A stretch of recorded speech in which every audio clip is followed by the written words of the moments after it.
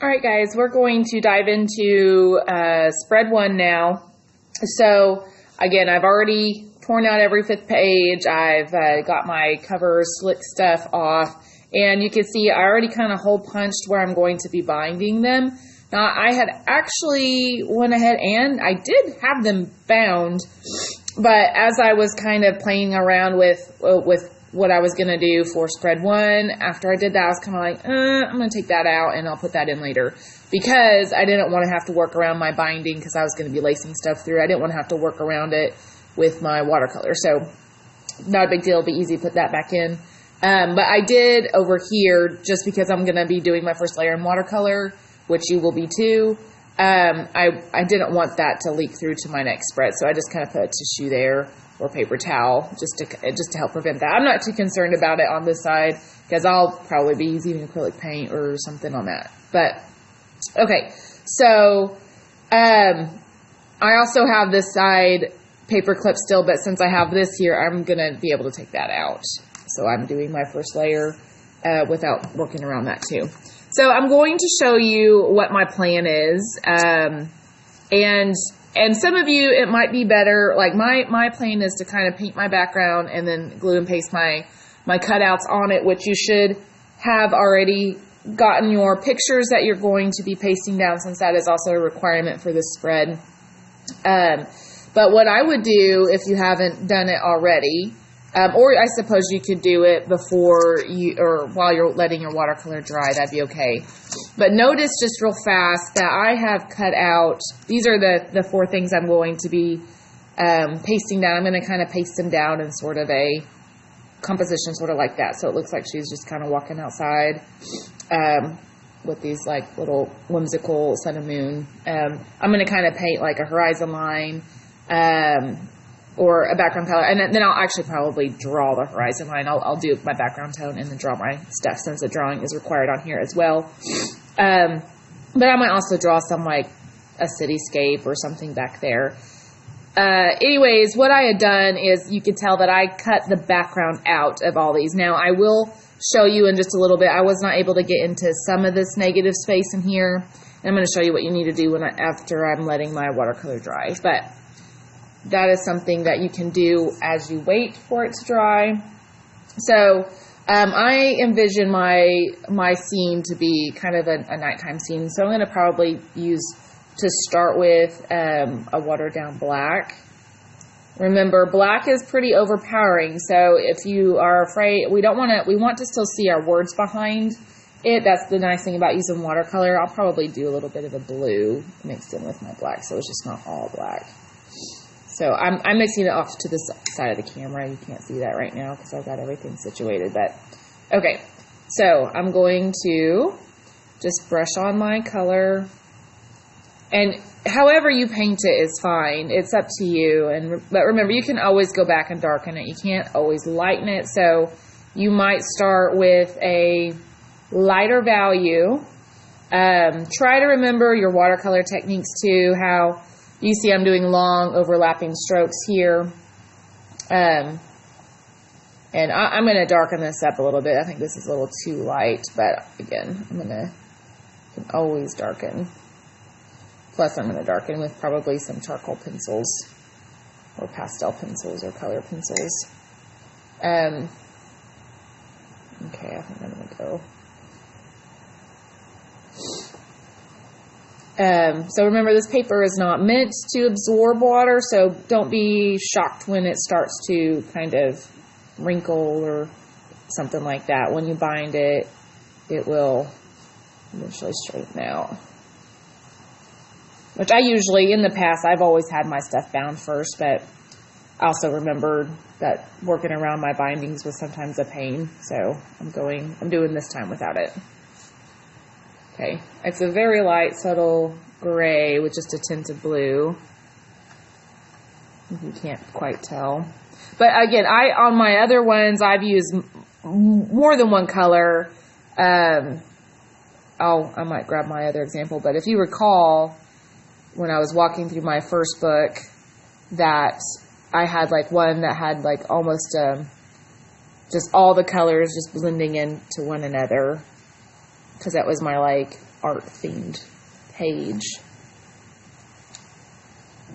So we had that wet on wet technique that you could do.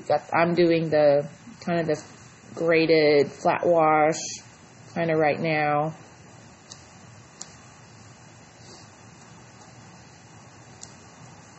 And then if you're going for a unified theme in your book, like I did in my travel one, my Italy one, where I wanted all my pages to look aged or to have a similar look, you could, you know, after you have all of your sections figured out, you could go ahead and you'd probably want each section to dry before you move on. But you could base it all out in watercolor first, or however. Just make sure you're following the guidelines for each page. Okay. Let's get in there. So, while this is drying, I might darken it just a little bit more. Doesn't seem nightly enough for me.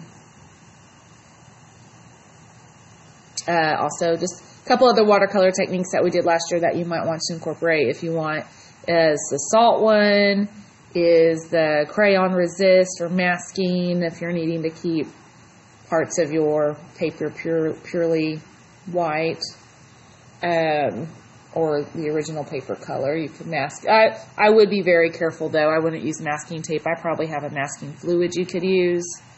They make masking pins as well, but I feel like masking tape would probably rip up your paper. Okay. So I'm going to let that dry.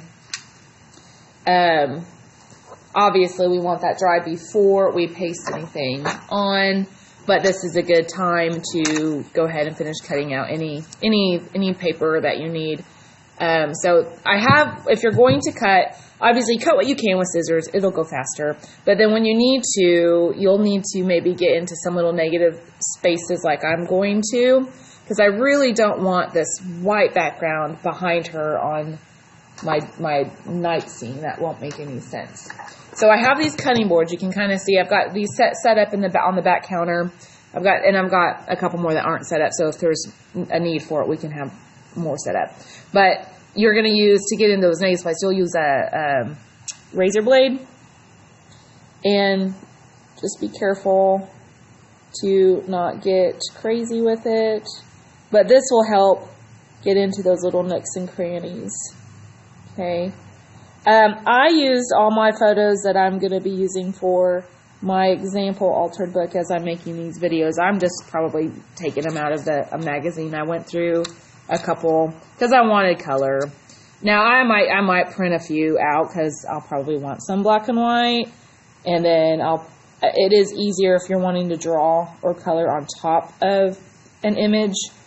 Printer paper would take it better than magazine paper would. So you could paint on top of magazine paper, but you can't really do other mediums really well. So that is the downside. But you get this really great color, and you get that kind of shiny look. And I feel like that shiny look helps make those colors pop a little bit more. But it's all personal preference. I have a bunch of magazines, so if you need to look through them, you might find some images that would work well that you had no idea or even thought about using. So, okay, I will wrap this up in just a second.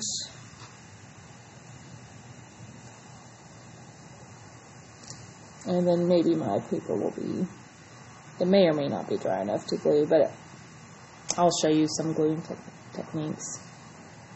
Actually, I don't have any glue over here, but I can explain it to you. Okay, so I've got, for the most part, all the negative space cut out. I might pick a little bit more at this before I actually glue it, but I'm not going to glue it right now since my paper's not dry. But when I glue, I'm going to, you don't really want to use a glue stick. I don't think that I mean, it could probably work, but I feel like the glue on there is just not as strong as like just regular Elmer's glue. So what you want to do is, I have some containers of glue. I can pour a little cup. You want to dip a paintbrush that you don't really care about in there. If you're having to use mine, please use an old ratty one, and then still use the brush soap at the sinks that are back there, and use them to wash them out, because they still need to be washed out good. But I would rather a crummy brush get accidentally ruined than a good brush. So when you glue your objects, you want to dip it in the glue, or if you have a one that has a nozzle, you can kind of squirt it on there. But you really want to smooth out your glue over the whole thing from edge to edge. So obviously I'm not using glue right now, but I'm just demonstrating, like, pretend like I am. And you're going to spread it all the way around. After you do that, then you stick it on and you smooth it out. But that, if you just squirt on the glue, it's going to leave that bubble in it. Even if you spread it out, it will probably eventually stop and then not get all the way to the edges. So that way it will glue it down better, and you won't have any weird texture under your image. So that is pretty much what you need to do right now. After you get your, we'll just pretend that this is on my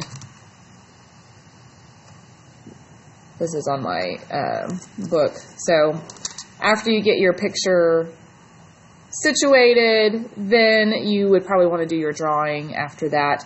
But depending on what you're doing, you might need to glue your pictures first and then do your watercolor around it. I think it just kind of depends on what they look for. Or maybe you should do your watercolor and then do your drawing and then glue your picture on top. Again, it just depends. Now, I would, if you can, try to incorporate some of the drawing onto some images at some points. Maybe it just overlaps it.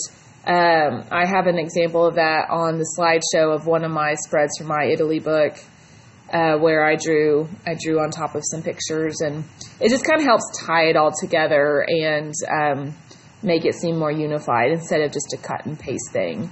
So anyways, that is what we're doing on spread one. Of course, after you get that done, you can always add more. I might want to add some glitter or something on this background, or maybe I'll find some other little stars, or maybe I'll draw some more stars and moons, maybe not a moon, but maybe some more stars that are kind of like this in the background, or even some stamps. You can always add more, but those are the minimum things that are required.